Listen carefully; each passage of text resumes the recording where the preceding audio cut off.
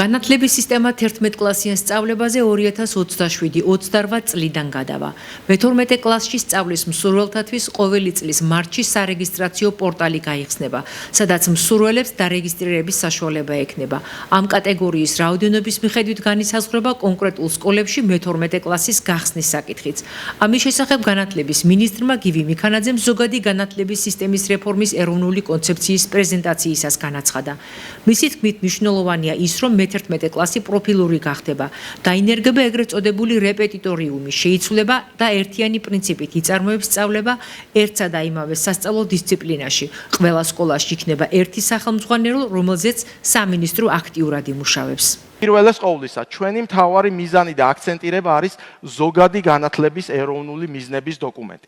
ეს დოკუმენტი არის თავიდან ბოლომდე ეროვნულ ფასეულობებზე და ღირებულებებზე ორიენტირებული საკუთარი ქვეყნის, ჩვენი ქვეყნის ტრადიციების, კულტურის, ისტორიის დაფასებაზე. სწორედ ამაზე იქნება მთელი სასწავლო პროცესი ორიენტირებული, მოხდება ამ კომპონენტის ფარგლებში ფუნდამენტური საგნების, ისეთი როგორიც არის ქართული ენა და ლიტერატურა, ისტორია, გეოგრაფია, გაძლიერება და განსაკუთრებული ყურადღება დაეთმობა სახელმწიფოების ცოდნას, სახელმწიფო ენის შესწავლას, რამე თუ ეს არის ჩვენი თვითმყოფადობის და ჩვენი ეროვნულობის მახასიათებელი.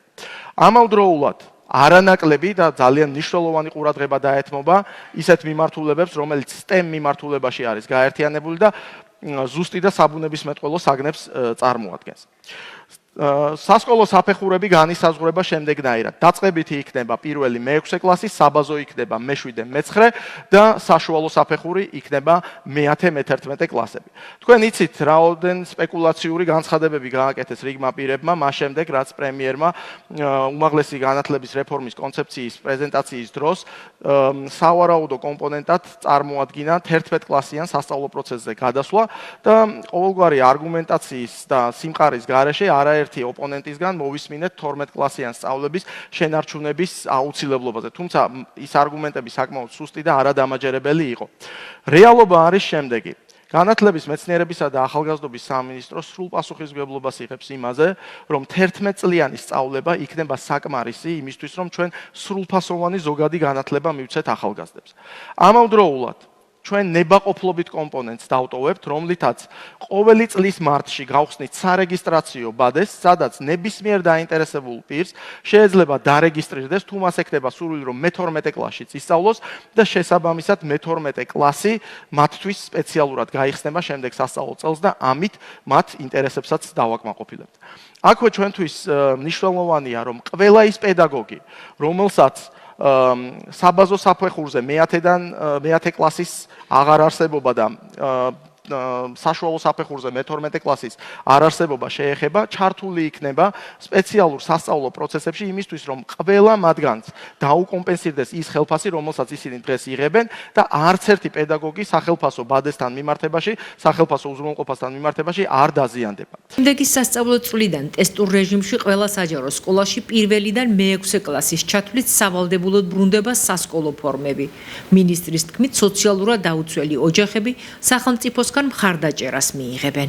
ჩვენ შევისწავლეთ სკოლებში არსებული პრაქტიკა და მივიღეთ გადაწყვეტილება ტესტურ რეჟიმში, რომ შემდეგი სასწავლო წლიდან ყველა საჯარო სკოლაში პირველიდან მე-6 კლასის ჩათვლით დაწყებით ეტაპზე სავალდებულოდ ბრუნდება სასკოლო ფორმები. ამასთანავე ჩვენ რა თქმა უნდა ვითვალისწინებთ სოციალურად დაუცველ ოჯახებს და ყველა ის ოჯახი, რომელიც ჯანდაცვის სამინისტროს მიერ შეფასებული არის 60,000 ქულიდან უფრო ნაკლებით, სახელმწიფოს მხრიდან შესაბამის მხარდაჭერას მიიღებს ფორმებთან დაკავშირებით.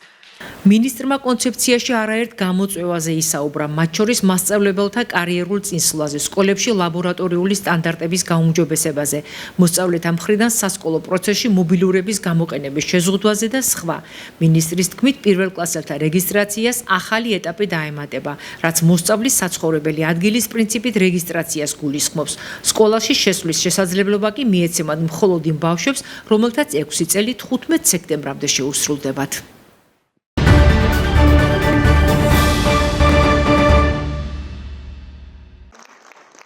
შინცი მართლაც ერთ-ერთი ყველაზე ისეთი მწვავე გამოწვევაა თანამედროვე ჯანდაცვის სისტემისთვის და ბუნებრივია, რომ ყურადღებაც არის რელევანტური. და ამ თვალსაზრისით უნდა ვთქვათ, რომ საქართველოს აქვს განვითარებული სისტემა საიმისოთ, რომ იყოს მართლაც გამორჩეული წარმატებულობის ხარისხით შიდსთან ბრძოლის. ამ მიმართულებით უნდა ვთქვათ, რომ ერთის მხრივ დაავადებათა კონტროლის ცენტრი და მეორეს მხრივ ცერცვაძის სახელობის ცენტრი არიან ძალიან აქტიურები ამ მიმართულებით და მათი მრავალწლიანი ძალიან დიდი შრომის შედეგად დღეს შეგვიძლია ვთქვათ, რომ საქართველოს ერთ-ერთი გამორჩეულად და სამაგალითოდ წარმატებული სისტემა გააჩნია ამ მიმართულებით. ამას კონკრეტული მაჩვენებლები ადასტურებს მეტყველი მაჩვენებლები, რომელიც არაერთხელ გამხდარა მათ შორის საერთაშორისო ჯანდაცვის საზოგადოების მხრიდან ყურადღებისა და ინტერესის ღირსი. დღეს საბედნიეროდ წარმატებული მკურნალობის სისტემები არსებობს, განსაკუთრებულად მნიშვნელოვანია აღინიშნოს, რომ ადრეული დიაგნოსტიკა, ისე როგორც ბევრი სხვა დაავადების შემთხვევაში, აქაც განსაკუთრებულად მნიშვნელოვანია და იმავდროულად უნდა ითქვას, რომ არსებობს ყველა რესურსი საიმისოდ, რომ მკურნალობა აღმოჩნდეს წარმატებული. სახელმწიფო აქტიურად არის ჩართული, როგორც დაფინანსების კუთხით, ისე სკრინინგის კუთხით, ისე გამოვლენით. საქართველოს პრაქტიკულად ყველა რეგიონში არსებობს შიდსის ცენტრები, სადაც მულტიდისციპლინარული მიდგომით ხდება ამ ადამიანების მკურნალობა და შემდგომი მათი რეაბილიტაცია. So every year we are meeting on 1st of December to commemorate World AIDS Day. For decades we were discussing progress achieved in HIV response and also addressing remaining challenges. Georgia was among the first countries in the region who offered pre-exposure prophylaxis, so was a real leader in this regard, and for the time being this is offered free of charge to everybody in need, including to migrants coming to Georgia, so which is of course a very good trend, and this is of course very positive development.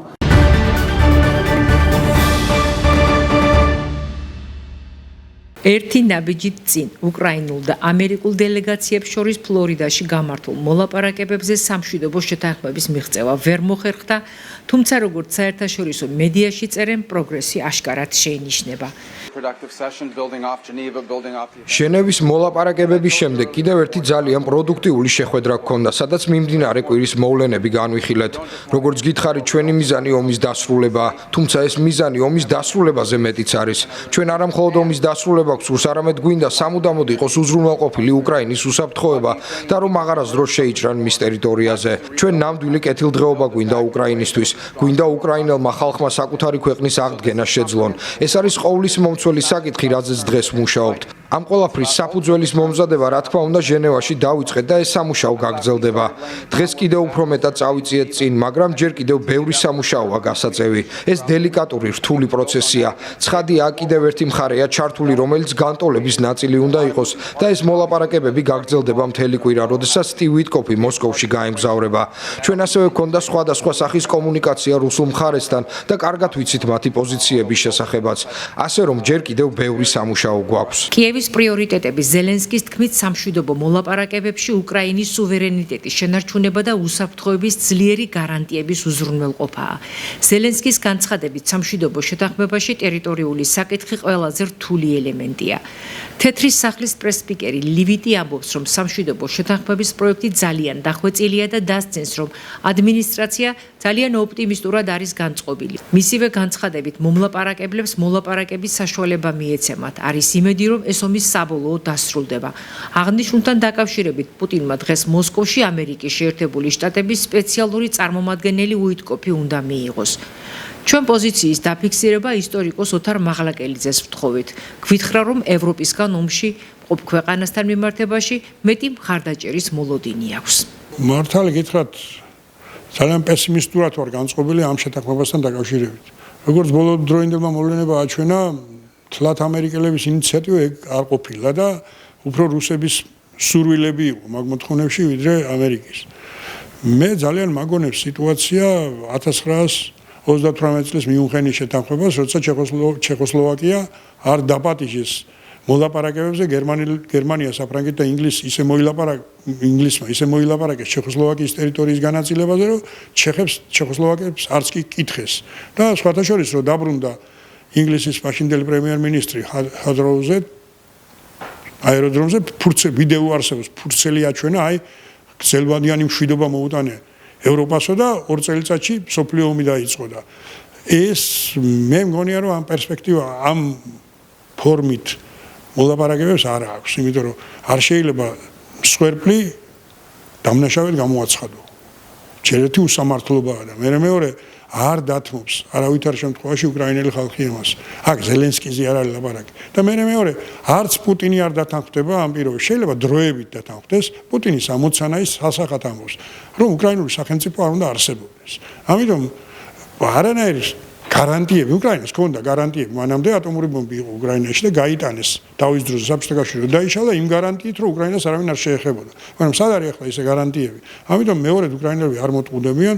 მე მაინც იმედი მაქვს რომ ევროპა უფრო მეტად დაუდგება გვერდში უკრაინას და ტრამპის ადმინისტრაციაც ტრამპს ხშირად ახასიათებს შეცვლა თავის შეხედულებების და ისიც შეისწვლის ამ შეხედულებებს. ასე რომ მე მაინც ოპტიმისტურად ვარ განწყობილი იმ თვალსაზრისით რომ ამ 28 პუნქტიან გეგმას არ დაამტკიცებ.